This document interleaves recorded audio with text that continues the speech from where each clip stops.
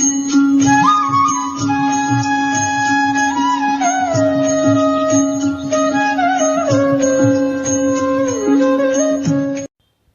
சாய்ராம்.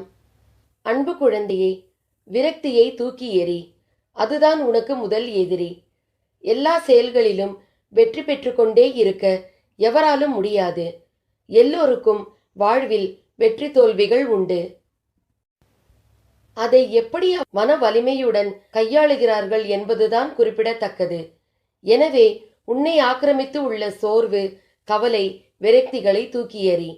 அப்போதுதான் நீ செய்யும் காரியங்களில் முழு கவனத்துடன் உன்னால் செய்ய முடியும். நேரம் பொன் போன்றது. அதை தேவையற்ற எண்ணங்களுக்காக யோசித்து வீணாக்காதே. எல்லோருக்கும் வாழ்க்கையில் பிரச்சனைகள் இருக்கத்தான் செய்யும். அதையெல்லாம் நீ பொருட்படுத்தவே கூடாது. சில விஷயங்களை நீ அப்படியே விட்டுவிடுவது உனக்கு நல்லது. உன்னை சுற்றித்தான் உன் பிரச்சனைகளுக்கான தீர்வுகளும் பொதிந்துள்ளது. ஆனால் நீயோ அதை புரிந்து கொள்ளாமல் அந்த பிரச்சனைக்கான தீர்வை தேடி அலைந்து திரிந்து கொண்டிருக்கிறாய். முதலில் உன் துயரங்களை நினைத்து கவலைப்படாமல் இரு. அப்போதுதான் உன்னை சுற்றி என்ன நடக்கிறது என்று உன்னால் உணர முடியும். உன்னை சொல்லி குற்றமில்லை. இது காலத்தின் கட்டாயம். நீ இந்த நிலைமை அனுபவித்துதான் ஆக வேண்டும். உன்னை அதிலிருந்து காக்கவே போராடிக்கொண்டு இருக்கிறேன். வாழ்க்கையில் நீ சந்திக்கும் தோல்விகளை வைத்து வாழ்வில் தோற்றுவிட்டதாக நீயே முடிவு செய்யாதே. இந்த உலகத்தில் எதுவும் நிலையானது இல்லை. இருக்கும் வரை இருப்பதை வைத்து மகிழ்ச்சியாக இரு. நீ அனைத்திலும் வெற்றி பெறும் நாள் வெகு தூரத்தில் இல்லை. கவலை கொள்ளாதே. இந்நிலை கூடிய விரைவில் மாறும்.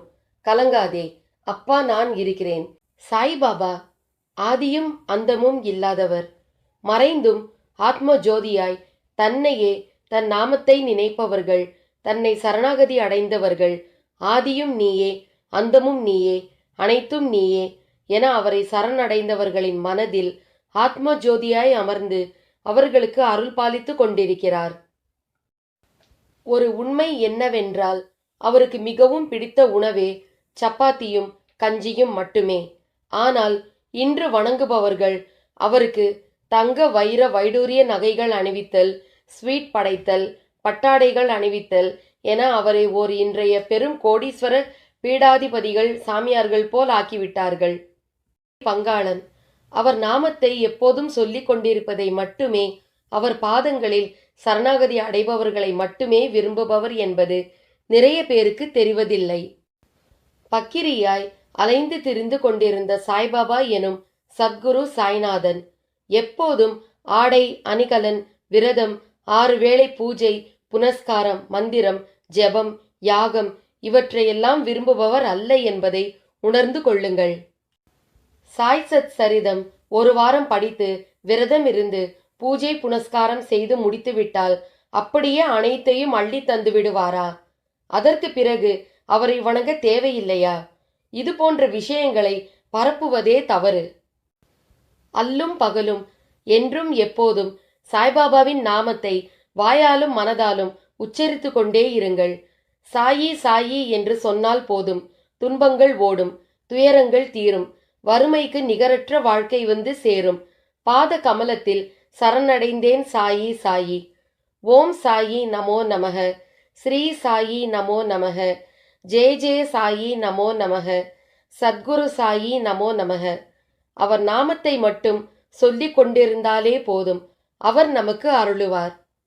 ஒருவரை நான் உங்கள் முன் வைத்திருப்பதும் அவர்களை செயல்பட வைப்பதும் ஏதோ ஒரு காரணத்திற்காக என்பதை அறிந்து கொள்ளுங்கள். காரண காரியங்கள் இல்லாமல் விளைவுகள் இல்லை. என் மீது நம்பிக்கை வை. அனைத்தையும் அறிந்தவன் நான், அனைத்தையும் செய்பவன் நான், செயலும் நானே, விளைவுகளும் நானே. என் அனுமதி இல்லாமல் ஒரு இலை கூட அசையாது என்கிற போது எதற்காக நீங்கள் தேவையில்லாமல் வருத்தப்பட வேண்டும்? நீங்களே உங்களை விரோதியாகி கொள்வதற்காகவா உங்களை படைத்து காத்து உங்களை தேடி வந்தேன்? நீங்கள்தான் செயல்படுகிறீர்கள். நான் செயல்படாதவன் என்று நினைக்கவே நினைக்காதீர்கள். மனதார யாரையும் சபிக்காதீர்கள். யாரை பற்றியும் குறையாய் சொல்லாதீர்கள். அப்போது நான் கொடுக்கும் ஆசீர்வாதங்களை முழுமையாக அனுபவிப்பீர்கள். அன்றைக்கும் அழுவீர்கள். பாபா, உன்னை காண முடியவில்லையே என்றல்ல, பாபா, நான் கேட்டதையெல்லாம் உடனுக்குடனேயே தந்து விடுகிறாயே என்ற மகிழ்ச்சியில். பயப்படாதே, நான் உன்னோடு இருக்கிறேன். எப்போது எங்கே என்னை நீ நினைத்தாலும் நான் உன்னோடு இருப்பேன். பயப்படாதே. இதை நன்றாக மனப்பாடம் செய்து கொள். என் மீது நீ வைக்கிற நம்பிக்கையால், உனது உறுதியான பக்தியால் வேண்டிக் கொள்ளும் அனைத்தும் உனக்கு கிடைக்கும் என்பதை அறிந்து கொள். கிடைக்க தாமதமாகலாம், ஆனால் தப்பாது. எப்போதெல்லாம் நம்பிக்கையை இழக்கிற நேரம் வருகிறதோ அப்போதெல்லாம் என்னை நினைத்துக்கொள். இன்னும் நான் உன்னை தீவிரமாக நம்புவேன் என சொல்லிக்கொண்டு முன்னிலும் முனைப்பாக பிரார்த்தனை செய். தீவிரமாக போராடு. எப்படிப்பட்ட மோசமான நிலையையும் எதிர்கொள்ள தயாராக இரு. என்மேல் பாரத்தை போட்டு உனது இலக்கை அடைவதற்கான செயலை துவங்கு. உன் பக்கத்தில் இருக்கிற நான் அதற்கு மேல் ஆக வேண்டியதை பார்த்து கொள்கிறேன். எல்லோரும் உன்னை விட்டு விலகும் போது நான் உங்கள் வாழ்க்கையில் நுழைவேன். நான் உங்களுடன் இருக்கிறேன். உனக்கு துணையாய் எப்போதும் நான் இருப்பேன். எங்கு போனாலும் கூப்பிடு, உனக்காக நான் ஓடி வருவேன். வேற்று மனிதர்களின் பேச்சு, அதனால் உமது நம்பிக்கை குலைந்தது. எல்லாம் கர்மவினை.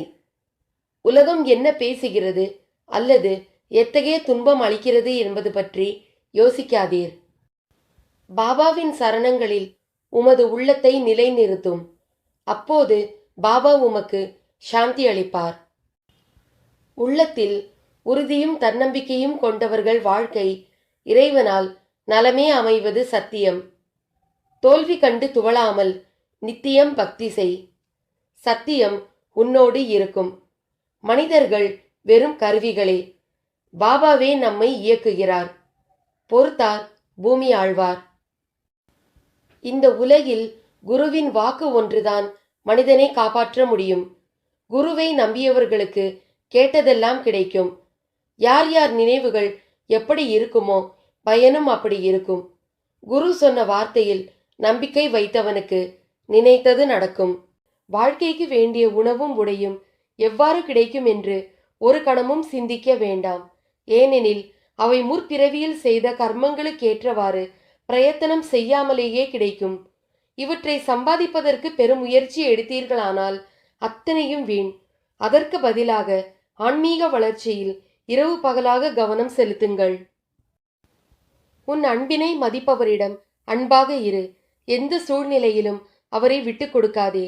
உன் அன்பினை மதிக்காது விலகி சென்றவரை என்றுமே தேடி அலையாதே. நினைவில் கூட நினைக்காதே. நீ தேடி செல்லும் அன்பு நிலையற்றது. உன்னை தேடி வரும் அன்பே நிலையானது. பார்ப்பவன் என்ன நினைப்பான் என்று பயத்துடன் வாழாதீர்கள். படைத்தவன் என்ன நினைப்பான் என்று பயந்து வாழுங்கள். உன்னை நினைக்காமல் ஒரு நொடியும் கழிவதில்லை. உன்னை வணங்காமல் ஒரு பொழுதும் விடுவதில்லை. உன்மேல் அன்பை பொழிவதற்கே பிறப்பெடுத்தேன். ஸ்ரீ சாய்பாபாவின் பாதங்களை பற்றி கொள்ளுங்கள். அவரே நம் அன்னையும் தந்தையும். அவரே அனைவருக்கும் கருணைமயமான அன்னை.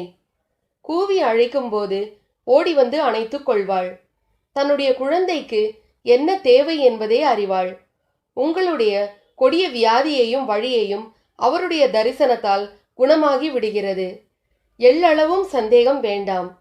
போய் சாயின் திருவடிகளை கெட்டியாக பற்றி கொள்ளுங்கள். யார் எதை கேட்டாலும் அதை அவருக்கு கொடுத்து விடுகிறார். இது அவருடைய உறுதிமொழி. இதற்கு கட்டுப்பட்டவர் ஆவார். ஆகவே துரிதமாக சென்று சாய் தரிசனம் செய்யவும். எனக்கு இந்த வாழ்க்கையே பிடிக்கவில்லை என்று சோர்ந்து போகாதே. உன் வாழ்வில் கெட்ட கர்மாக்கள் இருந்தால் அதை அனுபவிக்க வேண்டும். யாரும் அதிலிருந்து தப்பிக்க முடியாது. ஆனால் நிச்சயம் அதன் பிறகு நல்ல வழி பிறக்கும். என்னை நம்பு. நான் உனக்காக இருக்கும்போது நீ கவலைப்படாதே. எப்பொழுது பிரச்சனைகளை எதிர்கொண்டாலும் அது உங்களை கரை சேர்க்கும். சகிப்புத்தன்மைதான் ஒரு மனிதனிடம் இருக்கும் ஆண்மை. இதுவே பாவங்களையும் துன்பங்களையும் எதிர்ப்புகளையும் வெல்கிறது. சகிப்புத்தன்மை இல்லாத மனிதனின் நிலைமை பரிதாபகரமானது. பண்டிதராக இருந்தாலும் சரி, நற்குணம் படைத்தவராக இருந்தாலும் சரி, சகிப்புத்தன்மை இல்லாவிடில் வாழ்க்கை வீணாகிவிடும். குரு மகாபலம் படைத்தவராக இருக்கலாம். ஆயினும் ஆழமாக பாயும் நுண்ணறிவையும் தம்மிடம் அசையாத நம்பிக்கையும் சகிப்புத்தன்மையின் துணிவான பலத்தையும் தம் சிஷ்யனிடமிருந்து எதிர்பார்க்கிறார். நீ என்னை அழைத்தாய், இதோ நானே வந்துவிட்டேன். இனி உனக்கில்லை பிரச்சனை. இன்று பிச்சைக்காக உன் இல்லம் தேடி வருகிறேன். உன் துன்பங்கள் அனைத்தையும் பிச்சையாக பெற்றுக்கொள்ளப் போகிறேன். இனி உனக்கு நல்ல காலம்தான். சாய்பாபாவின் வாக்கு வெறும் சொற்கள் அல்ல, பிரம்மதேவன் எழுதும் தலையெழுத்துக்கு சமம். மனிதனுடைய கர்ம வினையின் பலன்களையும் தடுத்து நிறுத்தும் சக்தி வாய்ந்தவை.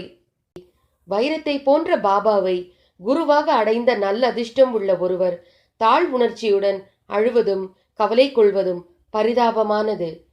பாபாவிடம் உங்களுக்கு அசைவற்ற நம்பிக்கை இருக்குமானால் ஏன் உங்கள் மனம் சலனமடைய வேண்டும்? நீங்கள் ஒரு வார்த்தை சொன்னால் என்னுடைய நோக்கம் வேகமாக முடியும். சந்தேகமே இல்லாமல் நீங்கள் வெற்றி பெறுவீர்கள். என் வாயிலிருந்து வெளிப்பட்ட வார்த்தையை காப்பாற்றுவதற்காக என்னுடைய உயிரையும் கொடுப்பேன். உங்களுக்கு ஏதாவது வேண்டுமானால் கடவுளிடம் இருந்து கேளுங்கள். இவ்வுலக கௌரவத்தை விட்டுவிடுங்கள். கடவுளின் அருளையும் ஆசியையும் பெற முயலுங்கள். அவரின் சன்னிதானத்தில் கௌரவம் அடையுங்கள். உலக கௌரவங்களால் வழி தவறி விடாதீர்கள். அமைதியாக அமர்ந்திரு. நான் உனக்கு தேவையானதை செய்வேன். நான் உன் குறிக்கோளை அடைய செய்வேன். ஓம் சாய்ராம்.